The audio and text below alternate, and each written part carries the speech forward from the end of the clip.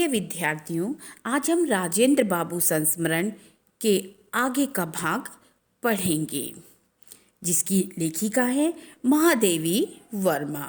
सबसे पहले फिर छोटी, फिर उससे छोटी के क्रम में बालिकाएं संरक्षण में आ गईं और उन्हें देखने देखने प्राय उनकी दादी और कभी कभी दादा भी प्रयाग आते रहे। तभी राजेंद्र बाबू की सहधर्मणी यानी सहपत्नी यानी पत्नी के लिए कहा गया है के निकट संपर्क में आने का अवसर मिला। यानी महादेवी वर्मा को राजेंद्र बाबू की पत्नी के संपर्क में आने का अवसर मिला, उनसे मिलने का सौभाग्य प्राप्त हुआ। वह सच्चे अर्थ में धरती की पुत्री थीं, साध्वी, सरल, क्षमामयी, सबके प्रति ममतालु और असंख्य संबंधों की सूत्रधारणी यानी हर संबंध को पिरो के रखने वाली स्त्री थी। ससुराल में उन्होंने बालिका वधू रूप में पदार्पण किया था।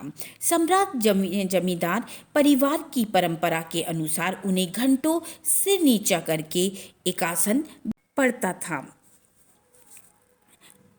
परिणामतः उनकी रीढ़ की हड्डी इस प्रकार झुक गई कि युवती होकर भी वे सीधी खड़ी नहीं हो पाईं। राजेंद्र बाबू ने मुझे बताया कि बालिकाओं की दादी किसी का छुआ नहीं खाती, केवल ब्राह्मण रसोई अपवाद है। छात्रावास का रसोइया महाराज उनकी थाली परोस देगा, कुछ अन्यथा न मानना कहकर वह संकुचित से हो गए। बिहार के जमींदार की वधू और स्वतंत्रता युद्ध के अपराजेय सेनानी की पत्नी होने का ना उन्हें कभी अहंकार हुआ और ना ही उनमें कोई मानसिक ग्रंथि ही बनी। छात्रावास की सभी बालिकाओं तथा नौकर चाकरों का उन्हें समान रूप से ध्यान रहता था। यानी जो भी उस छात्रावास में लोग थे उनका वह विशेष ध्यान रखती थी। एक दिन या कुछ घंटे ठहरने पर भी वह सबको बुला बुलाकर उनका तथा उनके परिवार का कुशल मंगल पूछना ना भूलती थी।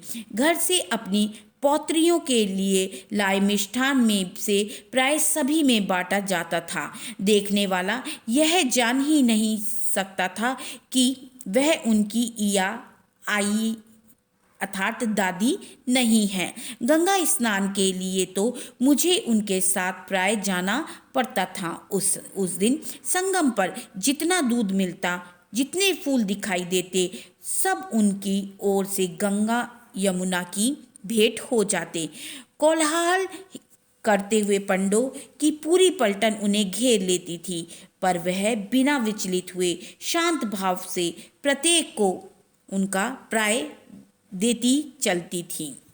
बालिकाओं के संबंध में राजेंद्र बाबू का स्पष्ट निर्देश था कि वे सामान्य बालिकाओं के साथ बहुत सादगी और संयम से रहें। वे खादी के कपड़े पहनती थीं, जिन्हें वे स्वयं ही धो लेती थीं। उनके साबुन, तेल आदि का व्यय भी सीमित था। कमरे की सफाई, झाड़ पोछ, गुरुजनों की सेवा आदि भी उनके अध्ययन के आवश्यक अंग थे। स्वतंत्रता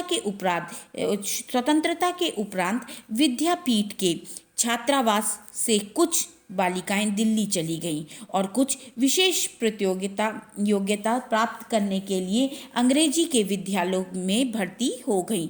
केवल राजेंद्र बाबू की पौत्रियां अपवाद रहीं। राजेंद्र बाबू के भारत के प्रथम राष्ट्रपति हो जाने के उपरांत मुझे स्वयं उनकी पौत्रियों के संबंध में चिंता हुई। उनका स्पष्ट उत्तर मिला, महादेवी बहन, दिल्ली मेरे नहीं है, राष्ट्रपति भवन मेरा नहीं है। अहंकार से मेरी पोतियों का दिमाग खराब ना हो जाए, तुम केवल इसकी चिंता करो।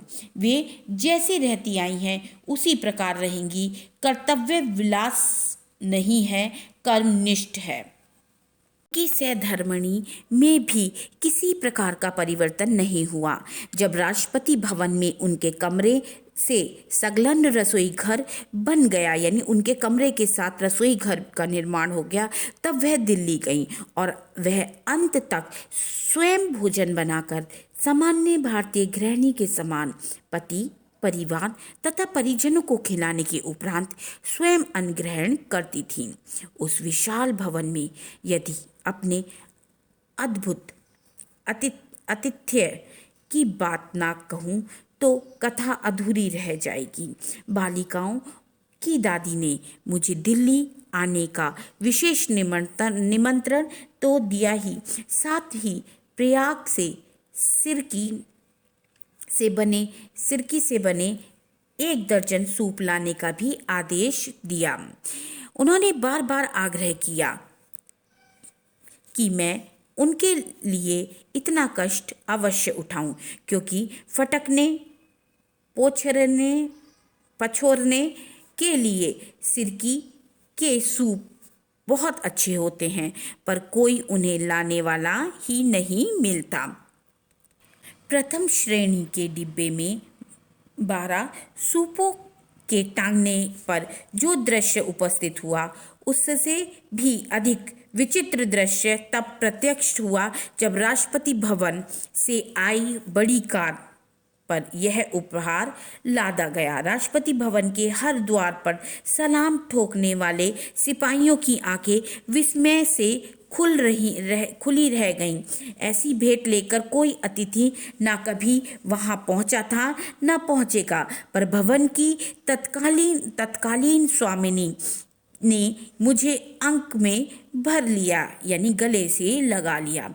राजेंद्र बाबू तथा उनकी पत्नी सप्ताह में 1 दिन अन्न ग्रहण नहीं करते थे।